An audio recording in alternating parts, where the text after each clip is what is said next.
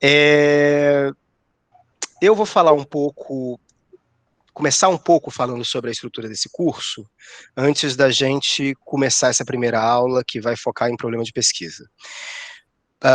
Não sei se todo mundo sabe, acho que não, mas eu propus esse curso em caráter experimental, salvo engano, em 2016, no meu segundo ou terceiro ano de IESP.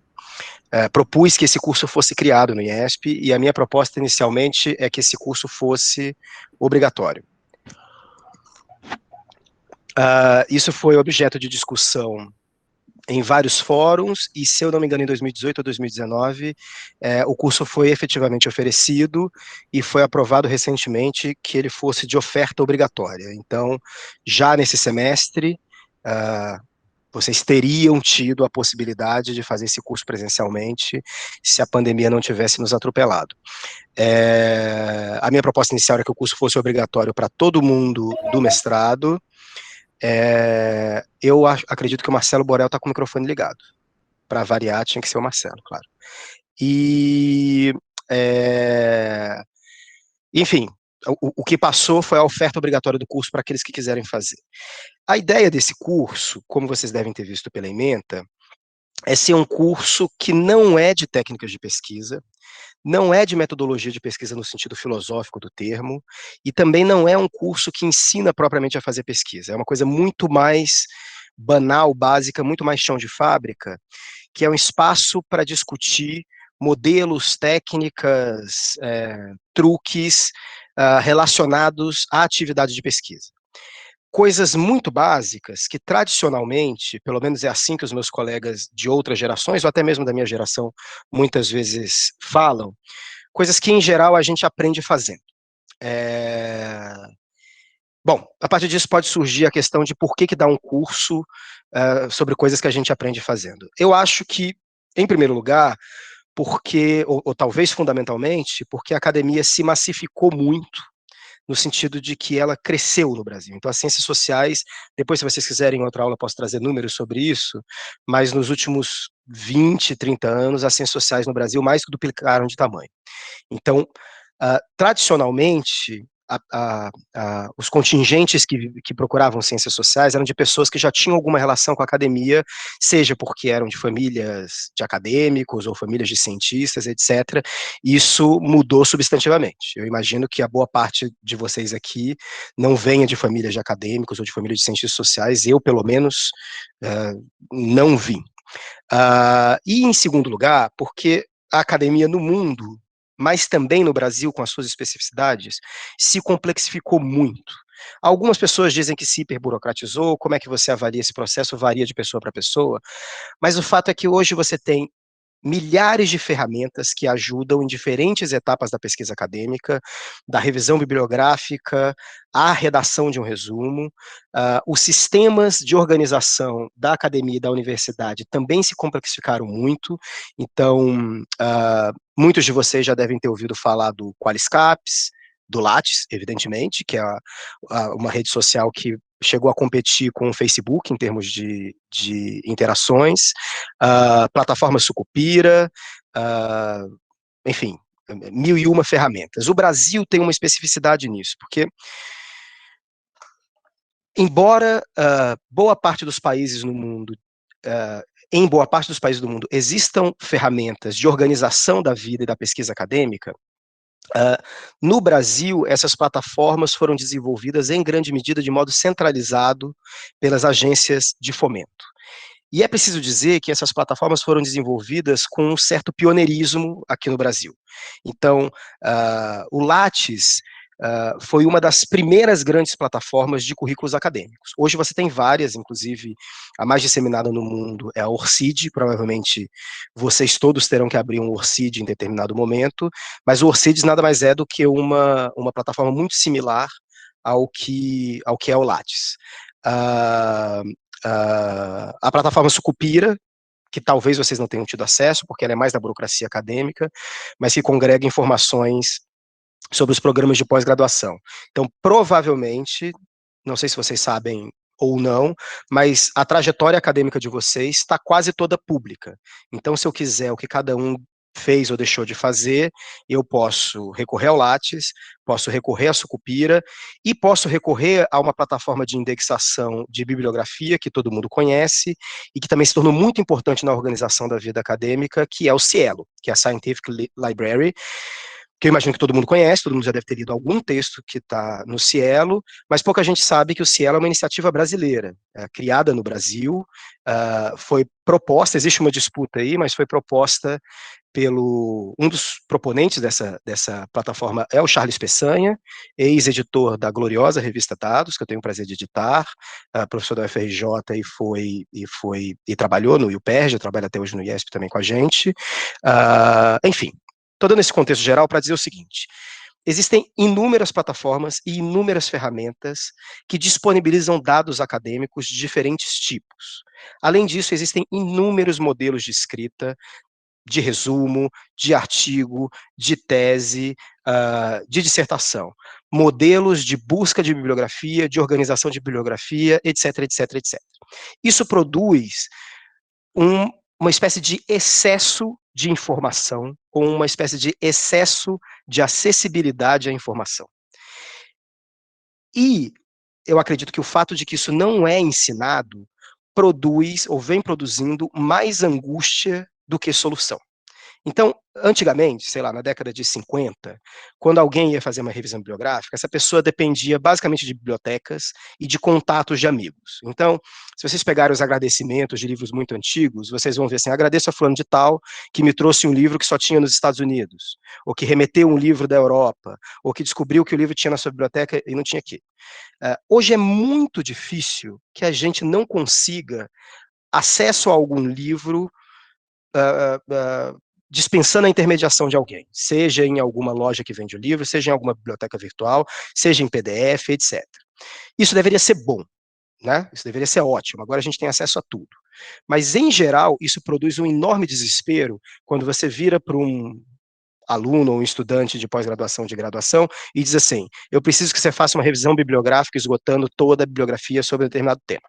A pessoa abre um site de busca tipo Google, descobre que tem mais ou menos 87 milhões de entradas em relação à palavra que define o seu tema de pesquisa, trava a escrita. A mesma coisa em relação à escrita acadêmica. Então, as gerações anteriores normalmente tinham que desenvolver um estilo para traduzir um determinado argumento. Essas gerações continuam, talvez de certo modo, esperando isso dos alunos, que se desenvolva um estilo próprio. Isso também eu acho que é uma meta interessante, cada um de nós tem que buscar desenvolver um próprio estilo, mas o fato é que antigamente as pessoas tinham, em média, 8 anos para terminar um doutorado, 4, 5 anos para terminar um mestrado, não tinham limites de tempo para graduação. Nesse tempo, você desenvolver um estilo é uma tarefa quase prazerosa. Hoje vocês têm, em geral, 2 anos ou menos para fazer uma dissertação de mestrado, 4 anos ou um pouco mais para escrever uma tese de doutorado, 4 anos para fazer uma graduação. Nesse processo, quando baixa uma trava de escrita, é muito difícil você lidar com essa trava simultânea a essa exigência de desenvolver um estilo à la Proust, etc. Para além disso, o processo de massificação, especificamente das ciências sociais, gera um efeito um pouco paradoxal, que é o fato de que cada vez mais é difícil introduzir os alunos e alunas em cursos formativos. Então, no IESP, por exemplo, vocês têm Teoria Sociológica 1, Teoria Sociológica 2, que são cursos que dão clássicos da sociologia, clássicos, né, Weber, Marx, Durkheim, Simmel, Tocqueville, etc., e clássicos um pouco mais contemporâneos. O que eu quero dizer? De modo geral, a gente lê mais clássicos do que bibliografia contemporânea. Só que nós, pelo menos eu, não sei vocês, somos contemporâneos, ou seja, espera-se da gente que dialogue com uma bibliografia atual, contemporânea, e que dialogue com um estilo de escrita que seja também contemporâneo. O paradoxo aí é que a gente lê mais coisas do início do século XX ou do século XIX do que a bibliografia com a qual a gente tem que dialogar. Então é muito comum você ver, enfim, diferentes acadêmicos em formação escrevendo como se estivessem escrevendo um clássico da sociologia. Não que eu esteja duvidando da capacidade de vocês de escreverem um novo clássico da sociologia, embora duvide, porque duvido também da minha capacidade de escrever um novo clássico da sociologia. Mas O fato é que a sociologia ou a ciência política, as ciências sociais que são produzidas hoje, elas são produzidas em outro formato, elas influenciam porque são comunicadas em outro estilo de escrita e a partir de outras discussões bibliográficas. Eu, enfim, na aula específica, eu vou defender que principal gênero de divulgação de comunicação científica no mundo atual é o artigo acadêmico. Os alunos de graduação e também de pós-graduação ainda leem poucos artigos acadêmicos em comparação com livros. Eu conheço poucas pesquisas sistemáticas sobre isso, mas isso aparece, por exemplo, nas referências bibliográficas das teses e dissertações que vocês escrevem. Quando você vai lá, tem um monte de grandes livros, as pessoas até gostam de citar assim, livros da literatura e etc. E quando você vai pensar assim, mas e os artigos acadêmicos sobre aquele tema específico? Eles não estão lá. Então, de certo modo, tudo isso motivou esse curso, que foi precipitado, de certo modo, pela pandemia. Então, eu imagino que não é uma particularidade dos meus orientandos ou dos alunos e alunas dos quais eu sou mais próximo, estarem vivendo momentos muito dolorosos de trava de escrita. Isso, de certo modo, é normal, é um momento inédito, complicado, mas tem um monte de manhas e um monte de modelos que a gente pode utilizar para, pelo menos, mitigar essas travas de escrita. Isso não quer dizer que esses modelos são imperativos ou que eles são obrigatórios. Também não quer dizer que eles serão a solução para tudo. Modelos de escrita e modelos de organização da pesquisa acadêmica são modelos para serem utilizados justamente para destravar esses momentos. É óbvio que você pode desenvolver um estilo diferente, uma estratégia diferente de argumentação, os seus orientadores podem propor coisas diferentes, isso não tem nada a ver com esse curso. O que esse curso pretende fazer é, de certo modo, compilar algumas dicas que podem servir para vocês ou podem não servir também. Então, eu acho importante, digamos assim, dar esse apanhado geral. Quem estava esperando outra coisa também, um segundo momento para abandonar o curso ou essa aula é agora. Bom, vamos lá. O curso vai se organizar em 5 aulas, vocês devem ter recebido a ementa. A primeira aula é essa, que é uma aula de apresentação e uma aula sobre a importância do problema de pesquisa. A segunda aula é uma aula que vai versar sobre modelos de escrita acadêmica, modelos de destravamento da escrita acadêmica, modelos de como organizar um texto acadêmico e por aí vai.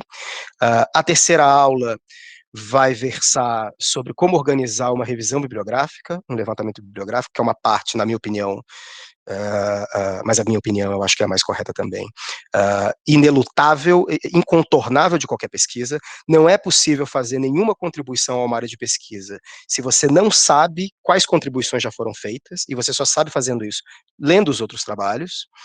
A quarta aula, a gente vai fazer uma discussão aí mais calcada mesmo nas ciências sociais, sobre o lugar da teoria, ou o que se chama teoria.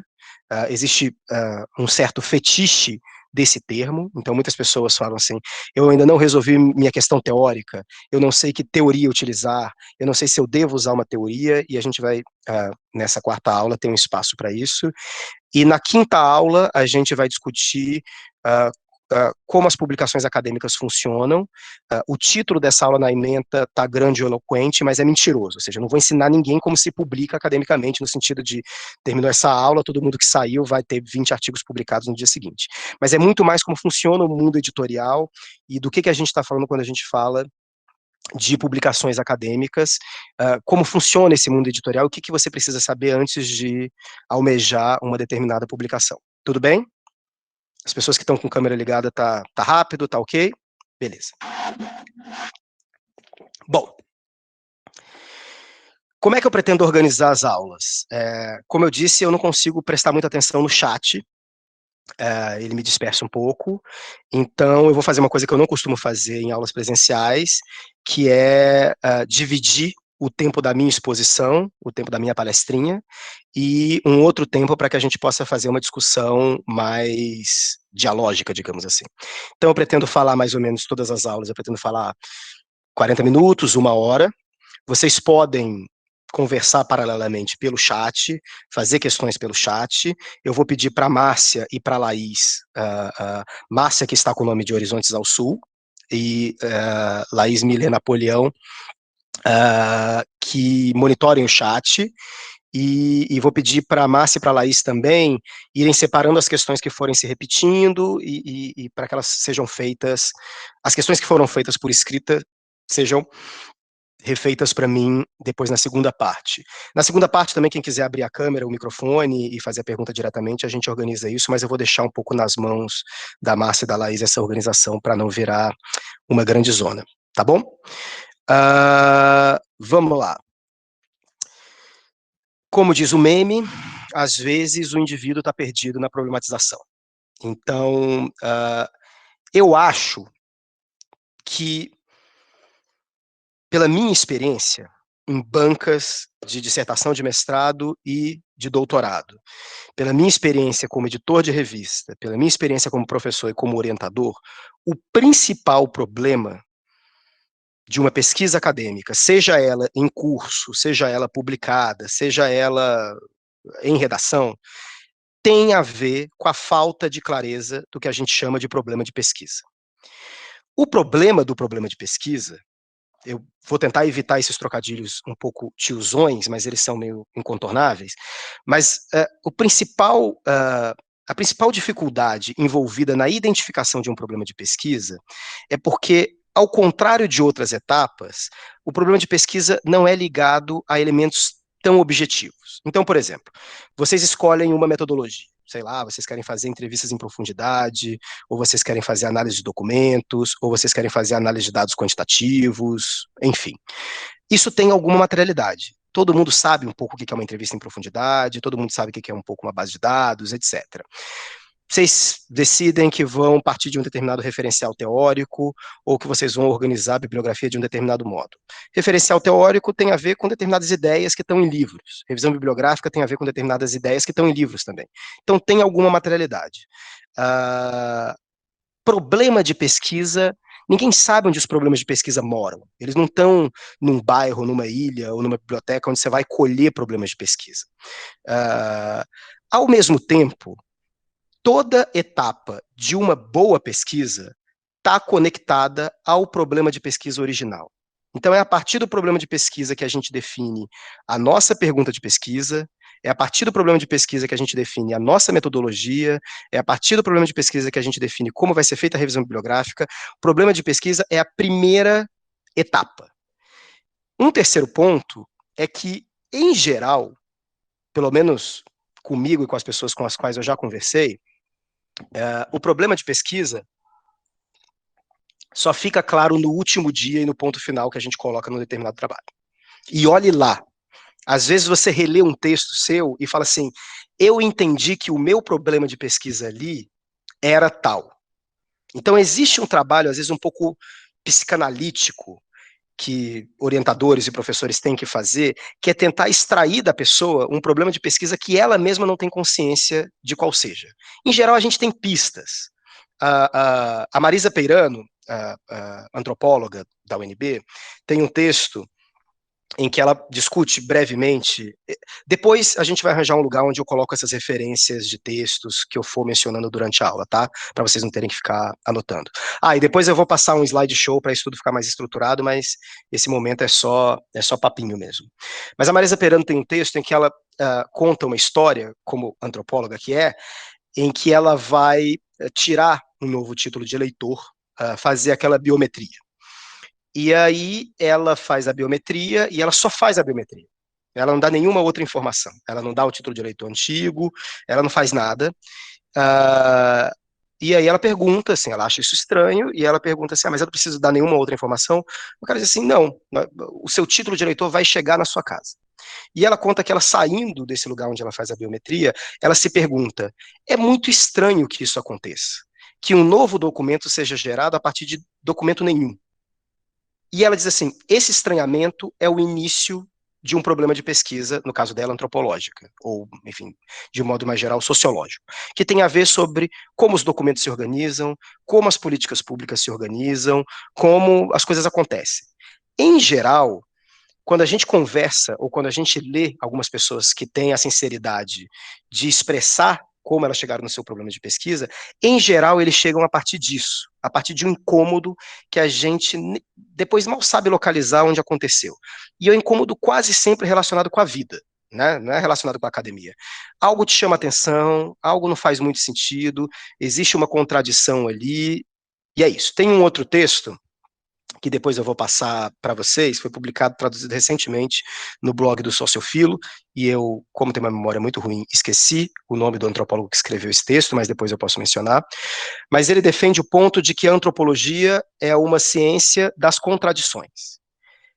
E o texto começa do seguinte modo: numa discussão em sala de aula, ele relata o fato de que uma aluna se sentia muito contraditória com o fato, uma aluna na França, ela se sentia muito contraditória com o fato de que ela gostava muito de um estilo musical completamente machista, apesar de ela ser feminista. E esse autor, ele diz o seguinte, é dessa contradição que nasce o início de uma pesquisa. Basicamente porque a contradição é escapável no mundo moderno onde a gente vive. Tudo gera contradição o tempo todo, ou como diria o grande pensador Mano Brown, contradição só acaba quando a gente morre. E eu até discordo, porque eu acho que quando a gente morre, a contradição continua existindo, um monte de gente fica falando aquilo que a gente fez de errado, que podia ter feito de outro modo, mas enfim. De modo geral, é isso que alimenta os nossos problemas de pesquisa. Só que isso alimenta de um modo muito rudimentar. Então, é no processo de pesquisa, no processo de leitura da bibliografia, que a gente vai refinando e reconstruindo os problemas de pesquisa. E é mais ou menos sobre esse processo que eu quero conversar com vocês hoje. Bom, o que é então, ou como é que a gente pode definir um problema de pesquisa? De modo geral, a gente tem que definir um problema de pesquisa, ou o que é o problema de pesquisa, de modo muito genérico, porque cada pesquisa parte de algo problemático. Se a gente define de um modo muito específico, alguém vai falar assim, essa definição não me satisfaz, e isso vira em si um próprio problema de pesquisa. Mas o problema de pesquisa tem a ver com alguma contradição, algum dilema, alguma controvérsia, algum paradoxo, algo sobre o qual sabemos pouco e queremos saber mais. Algo que não está resolvido na nossa cabeça. Isso pode parecer um pouco óbvio, mas eu acho que o que não falta hoje na academia brasileira, talvez mundial, mas eu vou falar mais da brasileira, que é a que eu mais conheço, a gente perguntar para os alunos e alunas qual é seu problema de pesquisa e as pessoas dizerem assim, eu quero mostrar que. Eu quero mostrar tal coisa. Veja, isso não é uma formulação de um problema, isso é a formulação de uma solução. Um problema de pesquisa tem que envolver um dilema, uma contradição, um paradoxo que, em alguma medida, você não saiba totalmente como resolver. Então, em geral, as pessoas chegam para fazer uma dissertação e uma tese de doutorado com muitas respostas. Eu acho isso profundamente nocivo. Eu quero mostrar como a violência atinge mais um determinado grupo. Ou seja, você já sabe, sem ler nada, sem fazer pesquisa nenhuma, que a violência atinge um determinado grupo. Eu quero mostrar como as mulheres lidam com determinada questão. Você já sabe que elas lidam com aquela questão. Um problema de pesquisa bom, na minha opinião, tem que ter sempre um pouquinho de dúvida, algo que não está resolvido na nossa cabeça. Porque senão a gente, primeiro, pode querer mostrar algo que a bibliografia já mostrou. Então, às vezes, chega algum aluno que diz assim, eu quero mostrar como negros sofrem mais racismo do que brancos. E eu digo assim, excelente ideia de pesquisa. Mas já tem alguma bibliografia produzida sobre isso e talvez o seu problema já tenha sido resolvido. Então, um problema envolve uma pergunta que é sincera, uma pergunta que, tudo bem que ninguém vai fazer uma pergunta que não saiba nada, mas tem que ter uma duvidazinha ali de verdade, até para que você consiga continuar mantendo a pesquisa como algo que te dá prazer e que te mobiliza. Um outro problema do modo como são formulados os problemas de pesquisa tem a ver com um fato que eu já adiantei um pouco, que é o seguinte, os problemas sociais, por exemplo, que são uma grande fonte de problemas de pesquisa, eles não são objetivos, eles não existem em si mesmo. Então tem um debate na sociologia estadunidense, ali dos anos 20, 30, que não é um debate perfeito, mas é uma controvérsia, entre o sociólogo Robert Merton, um funcionalista importante, seguidor do Parsons, mas que não se resume a um seguidor do Parsons, e um filósofo importante americano, talvez um dos mais importantes, que é o John Dewey. E é uma discussão sobre o que são problemas sociais. E o Merton diz assim: um problema social emerge quando um sistema social não cumpre a função que ele deveria cumprir.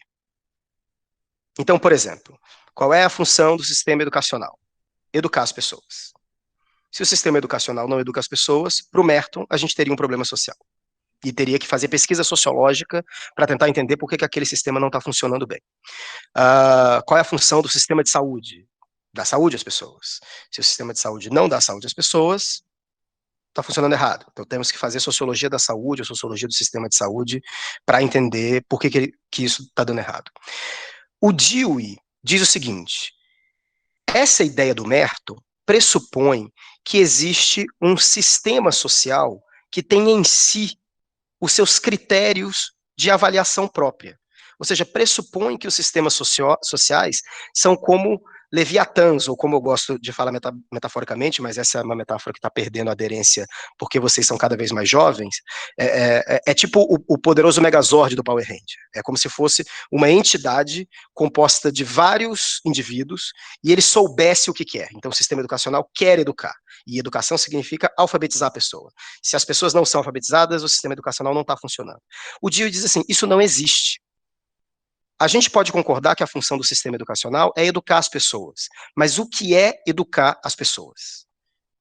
É dar instrução, é educar para o convívio público, é educar mais em matemática, educar mais em português, é colocar todo mundo em uma sala de aula, etc, etc, etc. Nesse sentido, os problemas sociais não são objetivos. Se eles fossem objetivos, essa aula não tinha que existir.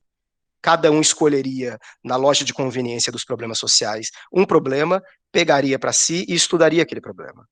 O Dewey argumenta que os problemas sociais eles são frutos da problematização que determinados grupos sociais fazem de suas experiências.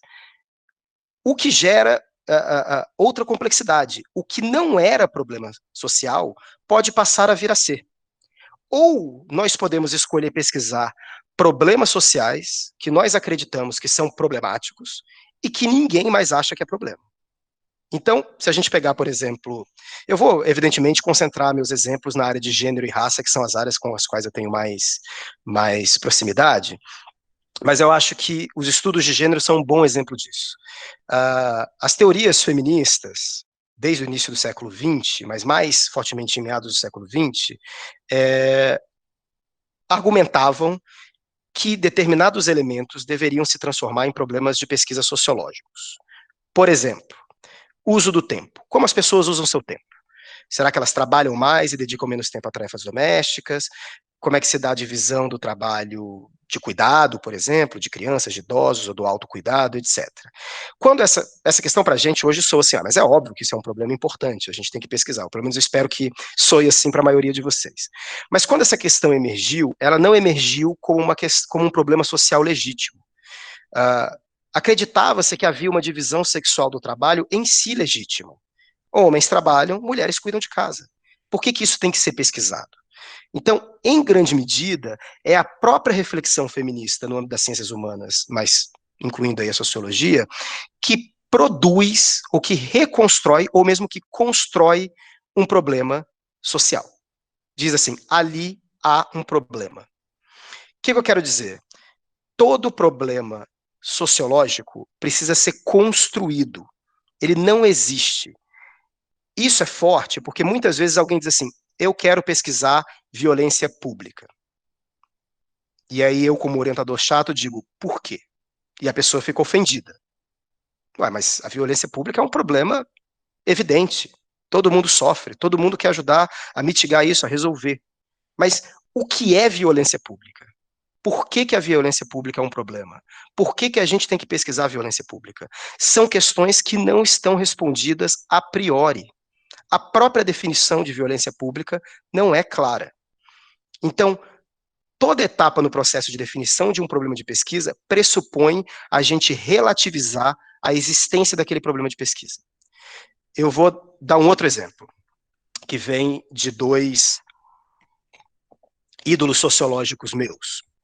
No final da década de 70, dois sociólogos, um deles ainda vivo e ativo, Nelson do Vale Silva, que está vivo, e Carlos Azenbalg, que já faleceu, decidiram pesquisar se no Brasil havia racismo. E eles decidiram fazer isso a partir da estratificação social. Então, eles buscaram comparar as chances de ascensão social de dois indivíduos que tinham a mesma origem econômica, ou seja, pegar aleatoriamente, sortear estatisticamente, indivíduos que tinham o mesmo nível educacional de origem e que tinham origem na mesma classe social. E aí eles perceberam que indivíduos que se autodeclaravam, de acordo com o IBGE, pretos ou pardos, tinham metade das chances de melhorar de vida do que indivíduos que se autodeclaravam brancos. Essas pesquisas casaram plenamente com as discussões que o movimento negro fazia na época. Depois a gente pode discutir mais por quê, mas essas pesquisas vão fornecer números e dados estatísticos que vão corroborar um diagnóstico que o movimento negro já fazia sem esses dados. E isso, no limite, vai ser importante para a defesa, 20 anos depois, de políticas públicas que focassem nas desigualdades raciais, para além das desigualdades socioeconômicas, leia-se cotas, por exemplo. Bom, qual era o problema de pesquisa do Carlos Azenbalg e do Nelson do Vale Silva? O problema de pesquisa deles era: há racismo no Brasil e como eu provo isso?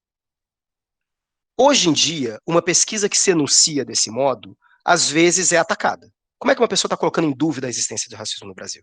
Isso, de certo modo, é feito dos trabalhos do Carlos Azenbalg, de gerações que vieram depois e da militância do movimento negro, etc. Mas o ponto é, uma pesquisa que prova a existência do racismo tem que colocar em dúvida a existência do racismo. Uma pesquisa que uma pesquisa que quer entender os efeitos do feminicídio nas famílias brasileiras tem que estar preparada para a hipótese nula, de que não há efeitos detectáveis. Ok, isso não quer dizer que não há efeitos, mas a gente tem que se preparar para isso. Então, o processo de problematização de uma pesquisa envolve uma aceitação de que aquele problema não é natural, ele não está dado. Ele, inclusive, pode estar dado na sociedade. A sociedade pode concordar com vocês que determinados problemas sociais são importantes. Violência pública, racismo, etc. Mas a sociedade não descreve nem define os problemas sociais com os mesmos interesses que um pesquisador. Então, por exemplo, uma série de teses e dissertações têm sido escritas sobre a categoria genocídio da juventude negra. A categoria genocídio da juventude negra é uma categoria importante para o movimento contemporâneo.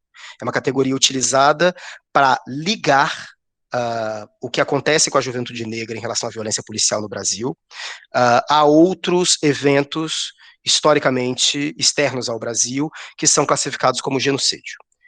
Um movimento social visa usar essa expressão com esse fim. Alguém que quer pesquisar esse tema tem outra ideia em mente. Vamos supor que a pessoa queira saber o raio ou se existe genocídio negro da juventude negra no Brasil. Ela tem que, em alguma medida, suspender a crença dela na existência do próprio fenômeno. Só assim ela pode deduzir uma pergunta de pesquisa e uma metodologia que seja razoavelmente imparcial, para daí fazer uma pesquisa e mostrar. Eu posso dizer que há esse fenômeno. Isso torna a pesquisa muito mais, e as evidências e os seus resultados, muito mais fortes intelectualmente. Então, por isso que tem um trabalho psicanalítico aí, quando a gente fala de problema de pesquisa, porque a gente entra muito em negação. Às vezes a gente pergunta para a pessoa assim, mas por que seu problema de pesquisa é importante? E todo mundo fica assim, chora, acha que foi, sabe, atacado, que o problema de pesquisa tem que mudar, porque aquilo é irrelevante. Mas não é isso, né? Vamos lá. Antes de passar para o slideshow, eu quero fazer ainda duas distinções, na verdade, três. Existem duas grandes fontes de problemas de pesquisa, ou seja, não sei o que pesquisar. Estou a fim de entender um grande problema de pesquisa, mas não sei onde colher esse problema de pesquisa. Bom, uma fonte básica somos nós mesmos, né? Mas acho que seria muito egoísta se a gente transformasse os nossos problemas totalmente individuais em problemas de pesquisa, ainda que isso não esteja escolhido. De modo geral, você encontra problemas de pesquisa na sociedade de modo geral e numa determinada bibliografia. Então, Você tem problemas que são sociais, esses todos que eu mencionei, mas você tem também problemas eminentemente teóricos. Então, a discussão sobre o conceito de estrutura na sociologia é um conceito absurdamente problemático. Não tem uma ligação imediata com problemas sociais, mas quem conseguir fornecer uma definição mais clara de estrutura vai ter impactos tão impressionantes na bibliografia que utiliza esse termo, que esse problema teórico acaba tendo decorrências sociais. Então, em geral, quando a gente se pergunta onde eu acho o meu problema social, a gente tem que se perguntar para nós mesmos, né? Perguntar para nós mesmos e o que nos chama atenção, mas em geral ele está ligado ou a uma problemática social mais ampla ou a uma bibliografia. Na minha opinião, os bons problemas, mas aí é a minha opinião, estão ligados às duas coisas. Ou seja, eles fazem contribuições acadêmicas teóricas, mas eles também fazem contribuições para o entendimento de um fenômeno que está no mundo. Por isso, a gente tem que, e eu vou bater nesse ponto porque essa exposição é toda baseada nisso, a gente tem que reconstruir os problemas de pesquisa, ou às vezes construir do zero. Então, se eu decido pesquisar desigualdade de classe, é óbvio que desigualdade de classe é um problema para todo mundo. Seria ótimo viver numa sociedade com menos desigualdade de classe. Mas é preciso escrever um texto. Isso, em geral, vai na introdução ou no primeiro capítulo. Depois eu vou mostrar alguns exemplos disso.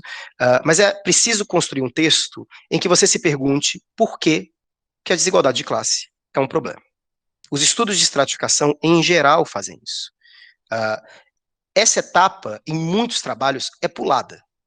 Muitos trabalhos publicados, importantes, mas eu acho que ela é incontornável e daqui a pouco eu vou dizer por quê. Bom, eu vou passar agora para a apresentação, vamos ver se eu consigo compartilhar a minha janela.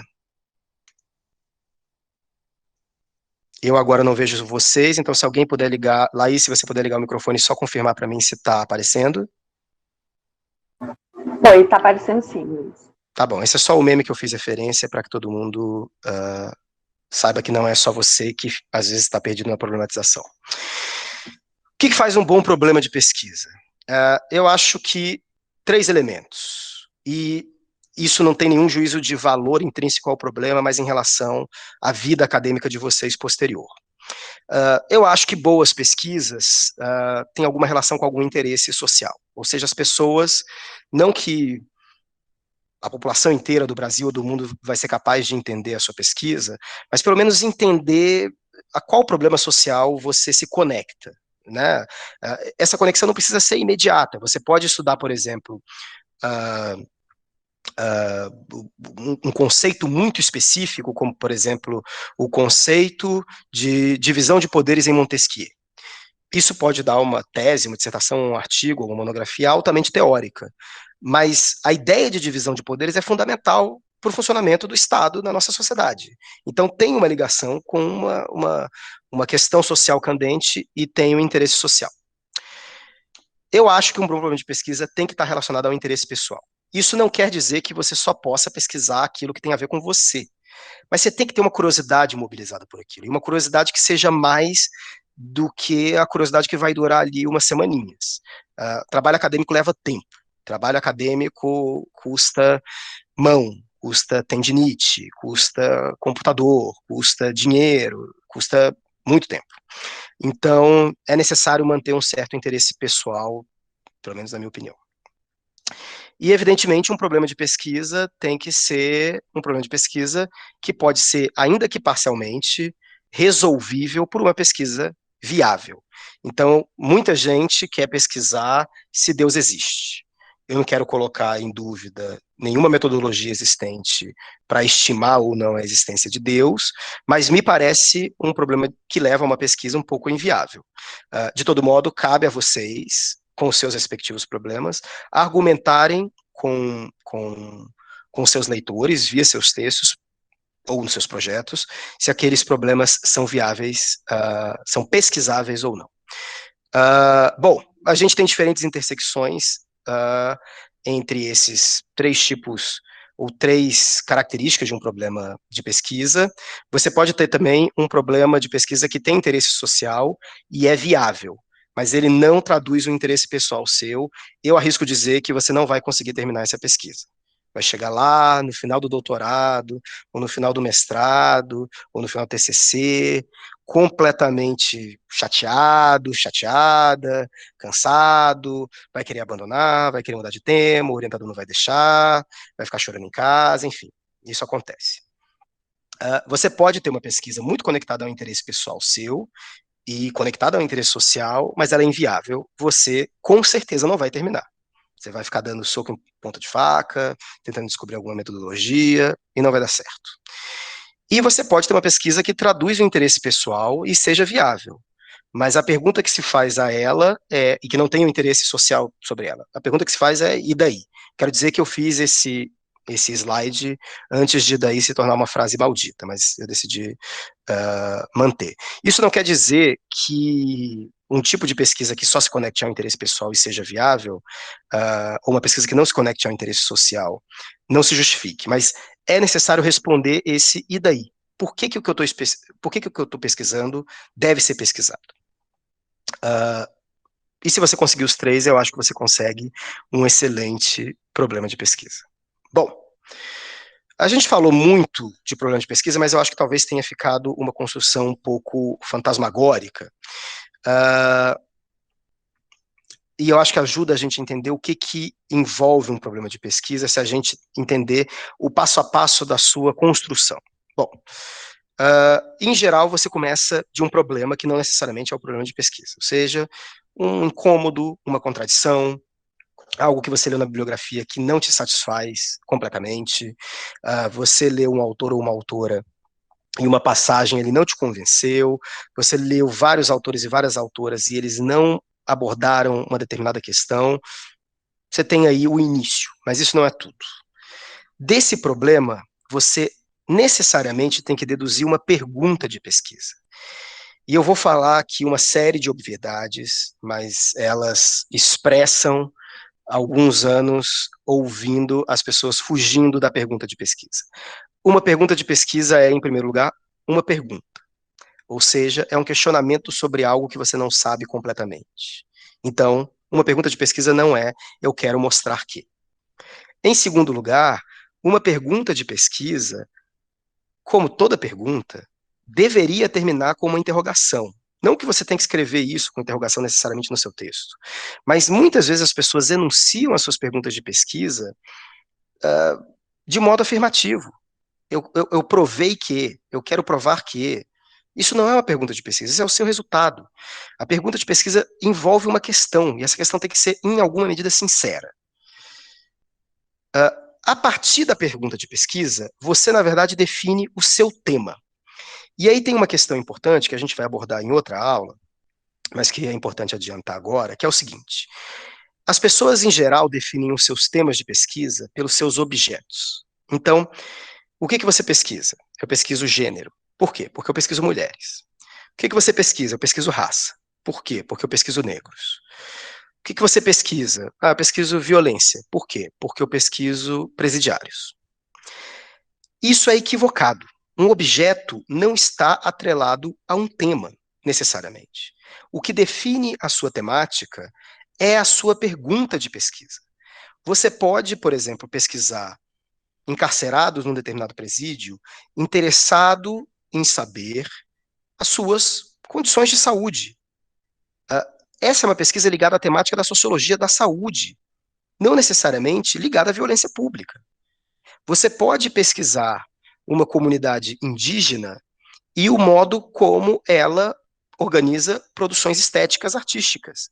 Isso vai estar muito mais ligado à antropologia da arte do que necessariamente a uma sociologia ou uma antropologia das comunidades indígenas.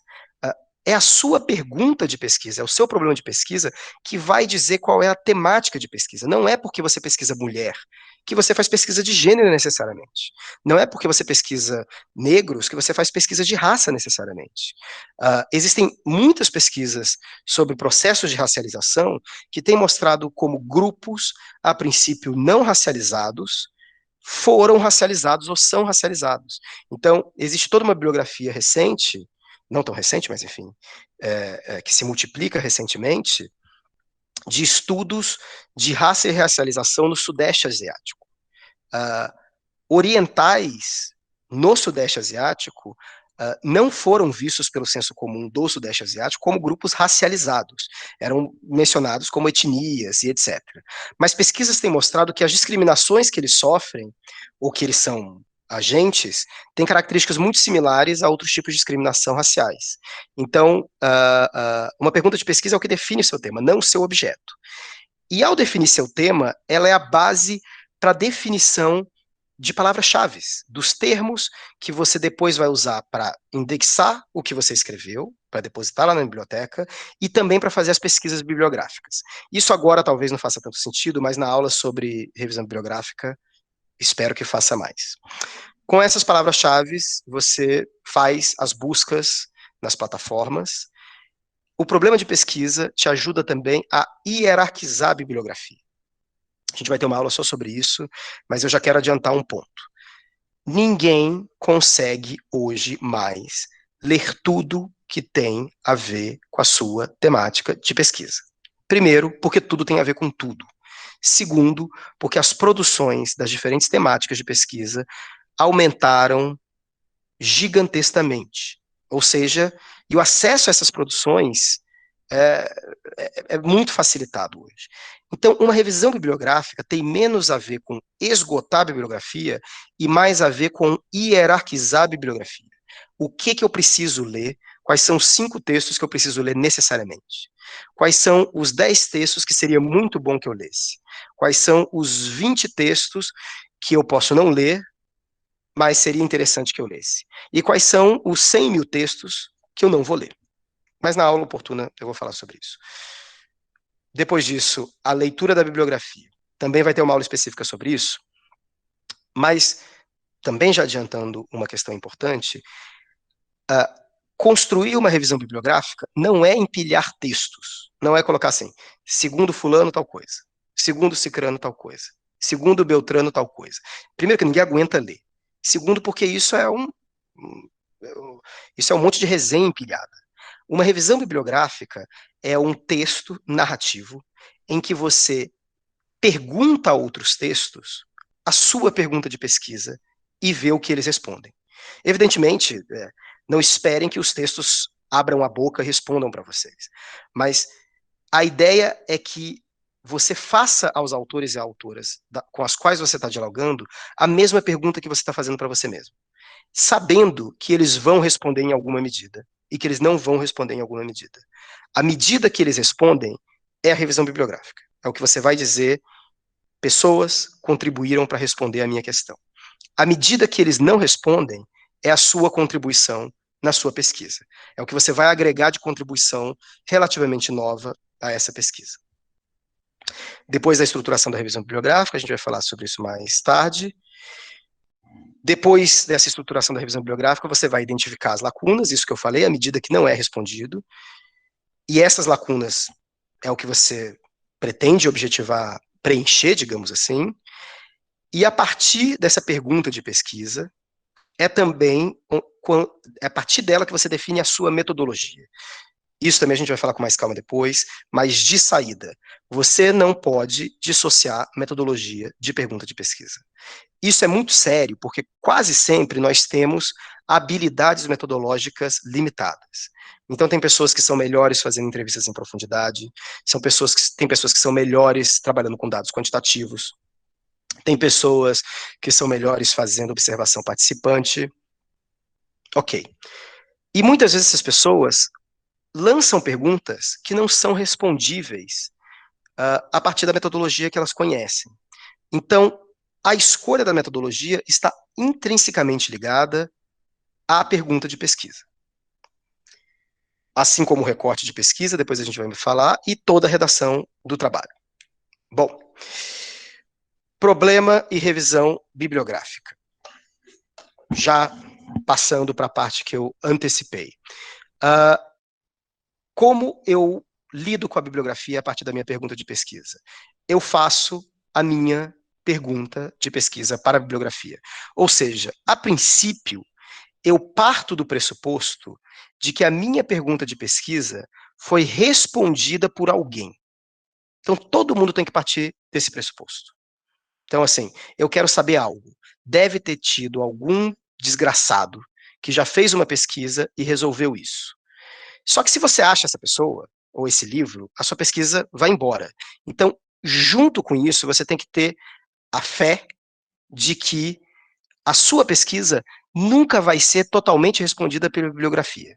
Simplesmente porque a história continua. Então você pode encontrar a resposta da sua pesquisa em Durkheim. Então você é um pesquisador sobre suicídio, você quer saber por que as pessoas, ou o que leva as pessoas, para ser mais rigoroso, ou que produz determinadas taxas de suicídio. E aí você encontra com Durkheim, lê aquele livro magnífico chamado Suicídio, e descobre meu tema foi por água abaixo. Não foi, porque nunca vai. Porque o fato é, mesmo que você quisesse fazer exatamente a mesma coisa que o Durkheim fez isso para o início do século XX. Você pode fazer isso para agora. O Durkheim fez isso quando o debate sobre isso era muito embrionário. O debate sobre isso avançou. Então, de novo, a gente faz a pergunta de pesquisa que a gente tem para a bibliografia com a qual a gente dialoga. Mas pressupondo que a gente tem que encontrar a pergunta, que a gente vai encontrar aquela pergunta, mas ao mesmo tempo pressupondo que ela nunca será totalmente respondida. É baseado nisso que se constroem as revisões bibliográficas. Em geral, a boa revisão bibliográfica é fulano ou fulana perceberam tal coisa, mas não perceberam tal coisa. Essa coisa que eles não perceberam foi percebida por Beltrano e Cicrano.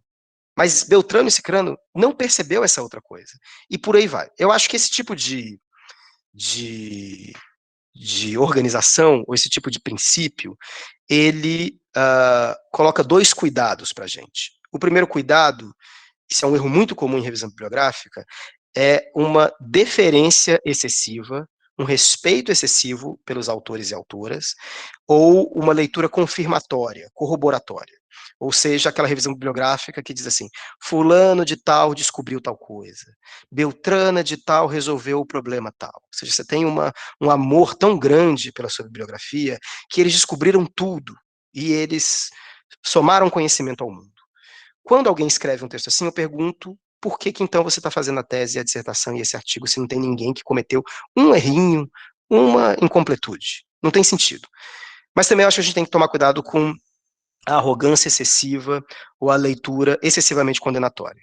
Você é a última Coca-Cola no deserto e você descobriu tudo e ninguém sabe nada.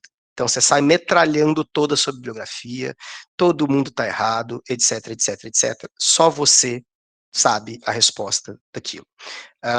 Isso também me parece muito problemático. Duvido crer que num mundo que produz trilhões de artigos acadêmicos, ou que produziu trilhões de obras, trilhões aqui é literal, não tem alguma contribuição à sua pesquisa. Bom, já indo para o final do slideshow, acho que já falei demais, já falei bastante mesmo. O problema ajuda a gente a estruturar um determinado argumento. Eu uso uma estrutura que se chama ASEA, que eu quase sempre recorro a essa estrutura, ou a esse modelo, antes de escrever um texto. Então, sempre que eu estou travado e que eu não sei muito bem como organizar um texto antes dele ser escrito, pode ser um projeto, um artigo, um livro, qualquer coisa, eu recorro a esse modelo que no Brasil ele é conhecido como modelo Lacuna. É basicamente um modelo que diz assim, escreva 4, 5 frases sobre a sua pesquisa baseadas na lacuna em relação a um determinado tema, baseado naquilo que não tem explicação, baseado, portanto, no problema. Como é que esse modelo funciona? Então, eu estou pensando em escrever um novo texto. Eu começo pelo resumo, mesmo sabendo que o resumo vai ser modificado várias vezes. Eu, então, começo escrevendo algo sobre um contexto geral daquele problema, ou o que do modelo inglês a gente chama de background, né? Sem querer parecer Luciana Gimenez aqui, mas sei lá, no exemplo da Marisa Peirano, documentos pessoais são gerados o tempo todo, ou no exemplo do Carlos Azenbalg e do Nelson do Vale Silva, as relações no Brasil sempre atraem muita atenção. Essa primeira frase, ou essa primeira parte do raciocínio, é aquilo que te chamou a atenção, mas você não tem muita clareza sobre por que aquilo te chamou a atenção. Você tem um contexto. Nesse contexto, você identifica uma lacuna, um gap, um problema. Falta entender tal coisa. Então, o fenômeno do feminicídio atrai muita atenção atualmente, mas acho uma lacuna. Por exemplo, o conceito de feminicídio não está claro. Pode ser uma lacuna. Segundo, é difícil saber como classificar feminicídios. Outra lacuna. Terceiro, não temos dados fidedignos sobre feminicídio. Enfim, o que vier à cabeça de vocês. Tem que ter um problema. E essa lacuna é uma lacuna do problema na sociedade, ou seja, a sociedade não sabe daquilo. E é também, e tem que ser, sobretudo, um problema da bibliografia. A bibliografia não resolveu aquilo. Depois dessa lacuna, você enuncia os seus objetivos. Veja, é tudo isso interconectado. Então, diante dessa lacuna, meu objetivo é sempre suprir essa lacuna. E como eu pretendo suprir essa lacuna? Com um determinado método, uma determinada técnica de pesquisa. Aqui você tem a estrutura básica, para mim, de um projeto. Você tem um contexto geral, que é onde vai estar a revisão bibliográfica, os dados contextuais, às vezes dados estatísticos, etc. Depois, no final dessa parte, você vai lá e diz assim, olha, mas algo não foi explicado. Depois, você enuncia seus objetivos e depois você enuncia seus métodos. Aí para o projeto, porque, em geral, você não começou a pesquisa, embora bons projetos já sejam escritos com alguma pesquisa feita. Mas se você já tiver alguma pesquisa feita ou já terminou a pesquisa, você tem uma segunda parte que são os resultados, ou seja, quais são as evidências que você colheu que te ajudam a responder aquele gap e as conclusões. Tem uma distinção aqui que eu acho importante. Resultado não é conclusão. Então, vamos pegar esse exemplo de feminicídio. Eu sou um pesquisador ou uma pesquisadora insatisfeito com o modo como se contam feminicídios no Brasil. Eu acho que se utiliza um conceito, uma categorização falha. Eu identifiquei esse gap, eu decidi fazer uma pesquisa cujo objetivo é discutir a categoria de feminicídio e refazer essas contas. Eu quero fazer isso a partir de uma discussão conceitual e a partir de um trabalho com dados estatísticos. E aí eu apresento os resultados. Diferentes conceitos de femicídio, diferentes dados estatísticos. Só isso é um conjunto de evidências vomitadas. É preciso apresentar as conclusões. Ou seja, é preciso ler esses dados analiticamente e trazer de que modo eles preenchem aquela lacuna. Então, muitas vezes, as pessoas ou apresentam resultados e não conclusões, então você tem aquele monte de evidência de dado, mas nenhuma conclusão, ou às vezes as pessoas pulam os dados e concluem, e dizem assim, eu fui lá, entrevistei fulano, e eu acho que o que acontece é isso. Eu fui lá, fiz 10 gráficos, e eu acho que o que acontece é isso. Mas cadê os trechos da entrevista com fulano? Cadê alguns dos gráficos? Então, acho que essa distinção é importante. Esse é o modelo sugerido pela biblioteca da UFPR e, de certo modo, incorporado pelas normas da ABNT. É um modelo de resumo, digamos assim, de textos acadêmicos. Então, considerando problema justificativo, ou seja, considerando que mulheres morrem cotidianamente, ou considerando que o Brasil é um país racista, ou considerando que a violência pública cresce no país, ou considerando que há fissuras e disputas entre poderes, etc, etc, etc. Objetiva-se, eu tenho como objetivo essa pesquisa tal coisa. Para tanto, procede-se a uma metodologia, desse modo observa-se determinados resultados, o que permite concluir determinada coisa. Só para encerrar o slideshow, eu vou passar aqui alguns exemplos de textos para mostrar como, na verdade, essa estrutura ela é mais presente do que a gente imagina, mesmo em textos clássicos. Então, aqui, eu tenho um exemplo de um texto aleatório que eu peguei na internet e queria ler com vocês esse índice, é um índice de um livro. Então, a gente tem a parte 1, ela se intitula O Problema. E o capítulo 1 é Confissão Religiosa e Estratificação Social, o segundo capítulo é o Espírito do Capitalismo, o terceiro capítulo é o Conceito de Vocação em Lutero. E, dentro do terceiro capítulo, uma derivação, o objeto da pesquisa. A parte 2 trata da ideia de profissão do protestantismo ascético, que é dividido em 2 capítulos, Fundamentos Religiosos da Ascese Intramundana, e o segundo capítulo, Ascese e Capitalismo. Como vocês já devem ter percebido, isso é o Índice de Ética Protestante e Espírito do Capitalismo do Max Weber, uma obra clássica da sociologia. O que a gente já vê nesse índice, sem ler o livro? Evidentemente eu li o livro, tá? Confessando para vocês. Mas, primeiro, o problema de pesquisa ocupa metade da obra. Então, em metade da obra, ele vai discutir o problema de pesquisa. Ele vai tentar... O que é discutir o problema de pesquisa? Ele vai tentar mostrar para vocês que existe um problema de pesquisa, para o qual ainda nós não temos solução, para o qual nós ainda não temos resposta. Que problema é esse? É a relação... Bom, vamos com calma. O primeiro capítulo, ele vai defender que há uma relação estatisticamente forte entre a confissão religiosa de determinados países e a sua estrutura de classes, a sua estratificação social. Dizendo que países mais protestantes tendem a ter uma estrutura social mais capitalista. E ele vai dizer assim, isso provavelmente acontece porque há uma relação entre confissão religiosa e estratificação social. Qual relação seria essa? E aí ele começa a se preparar metodologicamente para resolver essa questão. Ele vai dizer que há uma relação entre o que ele chama de espírito do capitalismo e de ética protestante.